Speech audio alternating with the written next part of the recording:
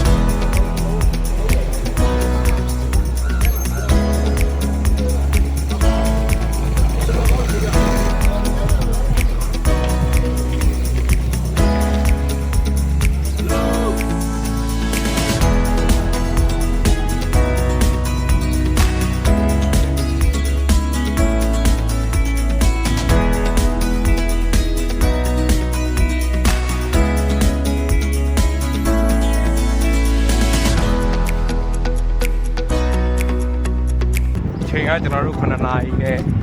4မိနစ်ပါလှိုင်သာယာတွန်တေးလမ်းစုံပေါ့နော်လှိုင်သာယာနဲ့တွန်တေးလမ်းစုံဒီလှိုင်သာယာပန်းညံတာပေါ့အဲ့ကိုရောက်နေပါပြီကျွန်တော်တို့ဒီကနေမှနောက်ထပ်ဆက်နေမယ်ပေါ့နော်အဲ့ဒီသင်းရီကျော်ရွာရောက်တဲ့အထိနေမှာပါအားလုံး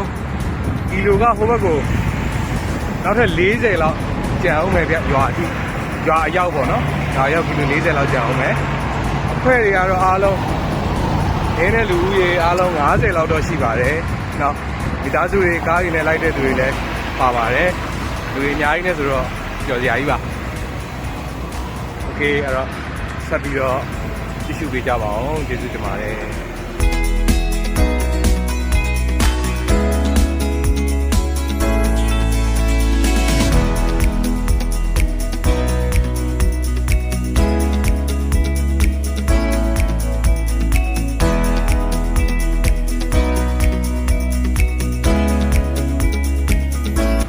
AR တိုင်းဝင်ပါပြီအချိန်က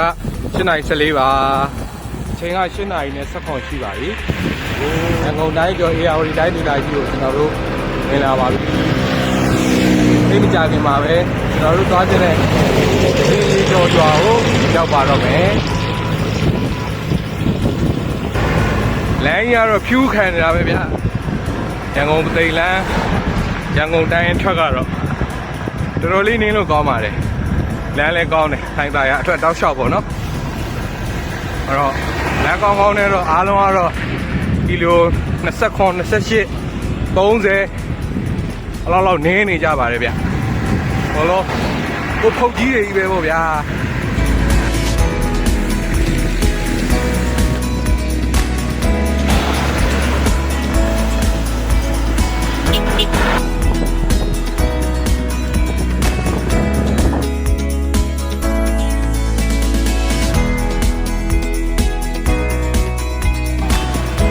ချင်းလေးတေးနဲ့ပါခင်ဗျာချင်းလေးတေးနဲ့ပါ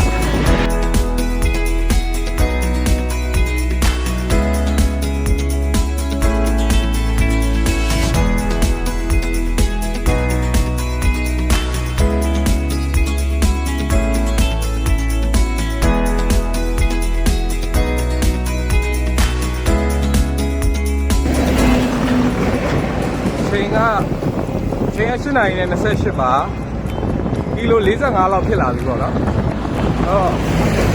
ဒါအထိရောက်ကိုကကီလို60ပဲရှိတယ်ဆိုတော့နီးလာပြီပေါ့နော်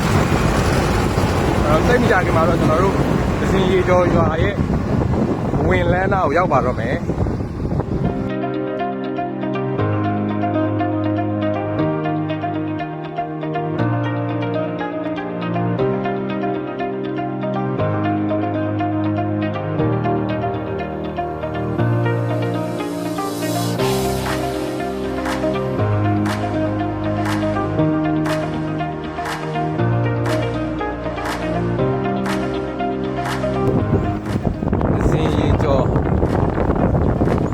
လမ်းဘက်ကိုရောက်လာပါပြီဒီ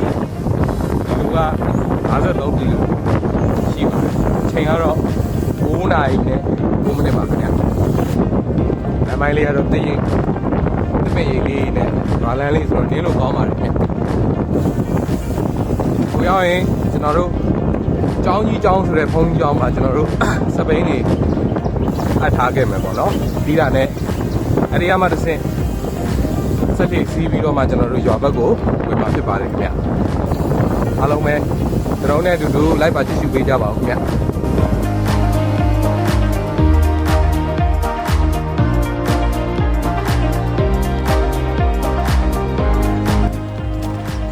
ဘေးတစ်ဖက်မှာတော့လေကွင်းနေနဲ့တော်တော်တာရပါတယ်ခင်ဗျဒီလေကွင်းကြီးတွေတခြားစပိန်နေရတာလေလေးကလည်းဖြူးနဲ့မိုက်တယ်ဗျာ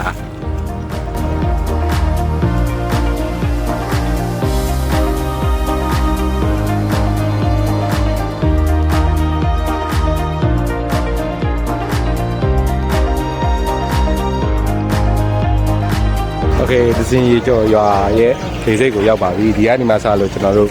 ဘိန်းနေထားခဲ့ပြီးတော့ဆက်လီနဲ့ဟိုဘက်ရွာဘက်ကိုသွားရမှာပေါ့နော်အဲ့တော့ဒီမှာလေစိတ်ပါစပိန်တွေကတော့ဒီမှာ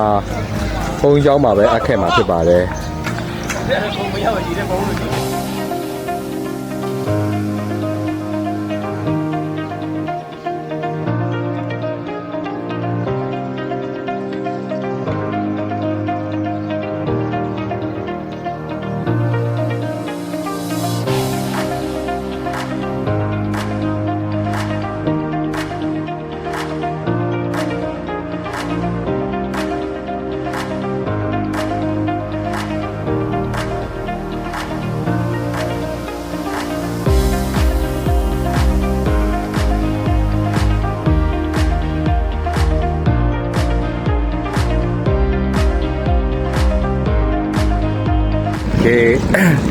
ကျွန်တော်တို့ဒဇင်ရေကျော်